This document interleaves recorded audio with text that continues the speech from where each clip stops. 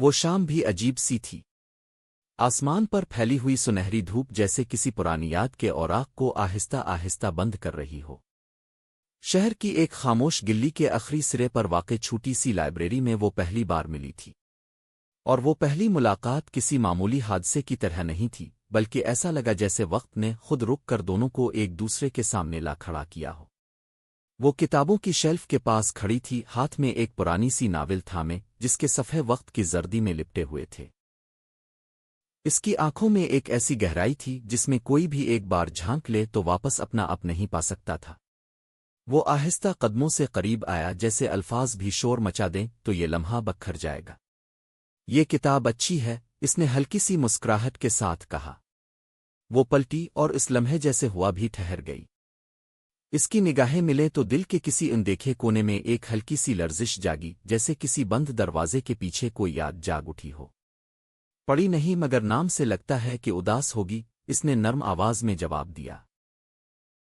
اس ایک جملے میں عجیب سی قربت تھی، جیسے دونوں برسوں سے ایک دوسرے کے جملے مکمل کر رہے ہوں۔ پھر گفتگو کتابوں سے نکل کر زندگی تک آ پہنچی، اور زندگی سے دل کے ان گوشوں تک جہاں لوگ عموماً خود بھی نہیں جاتے۔ وقت گزرنے کا احساس ہی نہ رہا۔ لائبریری کی کھڑکی سے ڈھلتی شام نے جب اندھیرے کا رنگ پکڑا تو دونوں کو احساس ہوا کہ وہ ایک دوسرے کے نام تک نہیں جانتے، مگر دل کے اندر کوئی نام پہلے سے لکھا جا چکا تھا۔ باہر نکلتے ہوئے ہوا نے اس کے بالوں کو چھوا اور اس نے بے اختیار انہیں سنبھالا، مگر اس لمحے میں ایک عجیب سی نزاکت تھی، جیسے ہر حرکت کوئی ان کہی بات کہہ رہی ہو۔ کل پھر آؤ گی؟ اس نے ہچکچاتے ہوئے پوچھا۔ وہ چند لمحے خاموش رہی، پھر ہلکی سی مسکراہٹ کے ساتھ بولی، اگر وقت نے اجازت دی۔ اور وہ جملہ نہیں تھا، ایک وعدہ تھا، ایک ایسا وعدہ جو ابھی لفظوں میں نہیں مگر دل کی زمین پر لکھا جا چکا تھا۔ اور جب وہ دور ہوتی گئی تو اسے لگا جیسے کتابوں کے درمیان ایک نئی کہانی نے سانس لینا شروع کر دیا ہو، ایسی کہانی جس کا پہلا صفحہ ابھی لکھا جا رہا تھا مگر انجام کہیں دور، دل کے کسی سنہرے افق پر چھپا ہوا تھا۔ اگلی صبح شہر کچھ مختلف سا لگا تھا، جیسے رات بھر کسی نے ہوا میں کوئی نرم سی بےقراری گھول دی ہو۔ وہ لائبریری وقت سے پہلے پہنچ گیا تھا۔ ہاتھ میں وہی پرانی سی کتاب تھی جس کا ذکر کل ہوا تھا، مگر حقیقت یہ تھی کہ وہ کتاب سے زیادہ اس لمحے کا انتظار کر رہا تھا جس نے اس کی معمولی سی زندگی میں بے نام سی روشنی بھر دی تھی۔ دروازہ کھلا تو وہ اندر آئی۔ آج اس کے چہرے پر کل والی ہلکی سی مسکراہٹ نہیں تھی، مگر آنکھوں میں وہی گہرائی تھی جو کسی خاموش سمندر جیسی لگتی تھی۔ تم واقعی آ گئے، اس نے آہستہ کہا، جیسے یہ یقین کرنا چاہ رہی ہو کہ کچھ وعدے لفظوں کے بغیر بھی نبھائے جا سکتے ہیں۔ وہ دونوں پھر انہی شلفوہے کے درمیان چلنے لگے، مگر آج باتوں میں پہلے جیسی بے ساختگی کے ساتھ ایک نیا سا سکوت بھی شامل تھا۔ کبھی کبھی خاموشی زیادہ بولنے لگتی ہے، اور آج ان دونوں کے درمیان بھی ایسا ہی کچھ تھا۔ وہ کتابوں کو دیکھتے ہوئے اس کے خیالات کو محسوس کرنے لگا، جیسے وہ جو کہہ نہیں رہی وہ بھی سن رہا ہو۔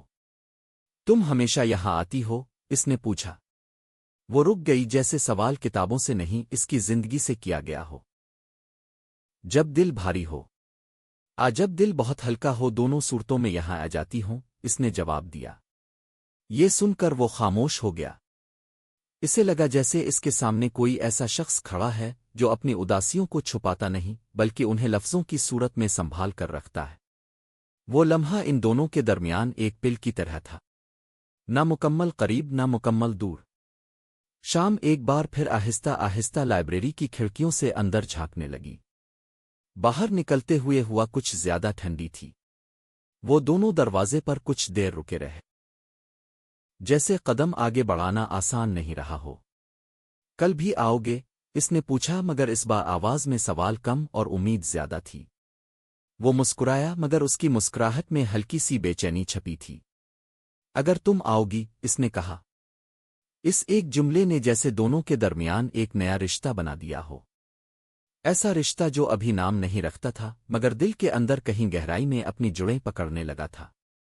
وہ جب واپس چلی گئی تو اس بار اسے یوں نہیں لگا کہ کہانی شروع ہوئی ہے، بلکہ یوں لگا جیسے وہ کہانی اب اس کے اندر سانس لینے لگی ہے، اور ہر اگلا دن اس کا ایک نیا صفحہ بننے والا ہے۔